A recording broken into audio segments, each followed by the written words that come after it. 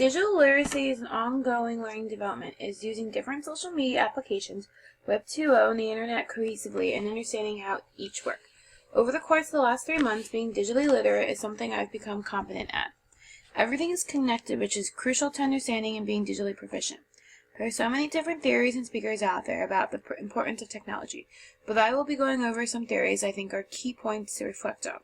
Digital literacy is important in our everyday lives in the future, but one needs to be able to read, work, screens, understand the connections that come with digital literacy, and know the outcomes to articulate digital literacy as a positive asset in our lives. Kevin Kelly talks about how we are headed toward a screen ubiquity, which in all honesty is accurate. Most regular activities in the past didn't need a screen. Now you see everything being screenified, for lack of a term. For instance, books are now being read on digital devices such as Kindle, Nook, screens. Finance is now done online accounts, and buying is now only a click away. Even children now can't avoid screens as they play on different game devices for entertainment, watch movies, and learn through some type of screen. Growing up as a child, I've been exposed to computer screens at a young age, but not the same way as I was born today. To be digitally literate, one must be screen literate. You need to be able to navigate what you see on the computer. Everything has evolved over the years. As Kelly talks about in his Becoming Screen Literate article, news in the past have been passed on by word, and it has evolved to written word downward. Written word was still not good enough, and technology has revolutionized into written word typed online that you now read off the screen. As Kelly says, a new distribution and display technology is nudging the book aside. People are now reading books, sharing pictures, and look at different screens all the time. It is now instinctual to us. Throughout the years, I've learned how to use touchscreen, read on different forms of screens, and work the computer based off my experience. I've been coached on technical terms in a ways of technology as if I was learning another language. I've evolved over the years just like technology has over the last 100 years. I started by learning how to speak to others, then progressed onto how to write, which has evolved into typing and then using only a fraction of the computer's capacity. As years pass, I have been able to make videos, digitally manipulate photos, and share my knowledge to others through blogs and articles, and communicate to people all over the world. My progress is a slight comparison to how technology itself has advanced. As an amateur computer user, I have smaller progression than others. But seeing what has been created because of technology is incredible and allows me to strive to be more than an amateur. The next generation will probably learn how to be digitally literate even at a younger age and different than me because their starting point will be at an advancement stage. Realization that technological literacy is important during this century is step may are adapting to. More and more people are using technology in their daily activities, from counting the amount of steps taken in a day with a Fitbit to sharing their Fitbit goals reached on social media platforms. It's just one of many ways technology is integrated into our lives. And this idea of having a multi-use because technology is a core purpose of it.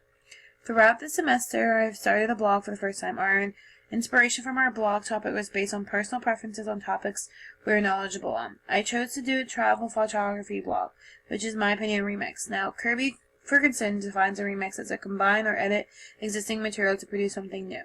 I've never considered my blog as being a remix until watching what Ferguson had to say about how we can all remix anything and everything is a remix. You may be wondering why I call my blog remix. It's a remix because it's a blog about my tips about travel and information on technical terms on photography. I chose to create a new blog that combined both already reviewed topics and making the information different because it's from my point of view. To understand what is being created out there in the world is an important step to be technically literate. Now, my blog isn't just words that I type up each week and send out. It is a course. My blog is a weekly post the way I link topics I talk about to other websites and blogs. It's my viewership and having to affect people besides my immediate social network. My digital literacy has grown as I've learned to use different applications to promote my blog. I've become a Twitter user to tweet about relatable topics. Now, David Silver talks about thick and thin tweets. My goal is to tweet thick tweets, defined by Silver as tweet that convey 2 or more layers of information. Because I want to post content that has a hyperlink to offer other routes to sources of information than just my blog.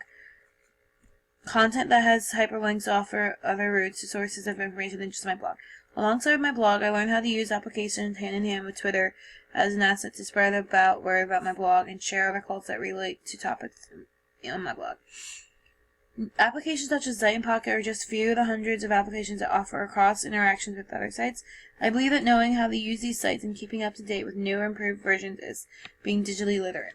Digital literacy is an ongoing process. I know that for my future depends on the knowledge of literacy, not just directly but indirectly. It is important to know what I send out into the web because it stays there forever and everyone to see.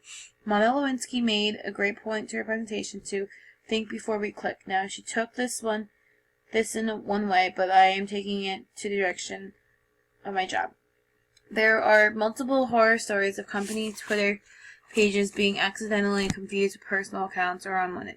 Knowing how to switch up from personal profile to company profile is an aspect of being digitally literate.